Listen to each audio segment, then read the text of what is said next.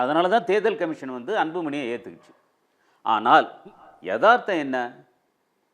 பாமகவோட வாக்கு வங்கி சரிவை தாண்டி பாமகவில் இருக்கிறவங்க மற்ற கட்சிக்கு போகிறாங்க. இதை ராமதாஸ் வந்து ஒரு வருடத்துக்கு முன்னாடியே சொன்னார்.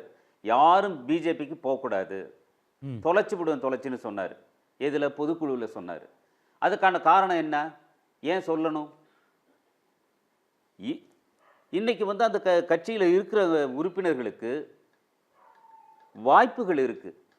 அவங்க திமுக பக்கமும் போகலாம், அதிமுக பக்கமும் போகலாம், விஜய் பக்கமும் போகலாம், சீமான் பக்கமும் போகலாம். இவர் ஆப்ஷன் சொன்னார் இல்லையா? இதே ஆப்ஷன் வந்து கட்சியில் இருக்கிறவங்களுக்கும் இருக்கு.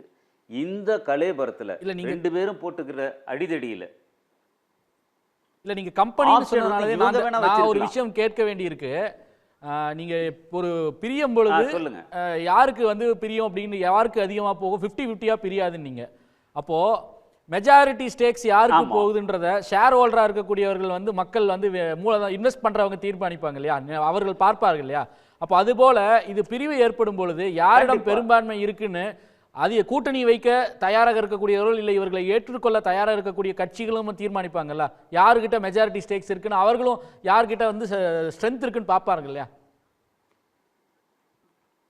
கார்த்திகேயன், இன்வெஸ்டர்ஸுக்கு இன்னொரு ஆப்ஷனும் இருக்கு இல்லையா? இந்த கம்பெனியில் ஏன் இன்வெஸ்ட் பண்ணணும், அடுத்த கம்பெனிக்கு போவோம்னு நினைப்பாங்கல்ல. அந்த ஆப்ஷனை நம்ம மறுக்க முடியாது இல்லையா? யாரும் மறுக்கல. நான் கேட்பது இந்த கம்பெனியோட நிலை என்ன ஆகும்? ஏன்னா இவர்கள் கூட்டணி தான், நாங்க தனியா போகல, கூட்டணி தான்ன்றது உறுதியா சொல்லிட்டாங்க. இந்த கம்பெனியோட நிலைமை இந்த கம்பெனியோட நிலைமை ரெண்டு பக்கமும் இழுக்கிறாங்க. இருதலை கொள்ளி எறும்பா இருக்கு. அதுதான் யதார்த்தம். இந்த பக்கம் ஒருத்தர் இருக்கிறார், இந்த பக்கம் ஒருத்தர் இருக்கிறார்.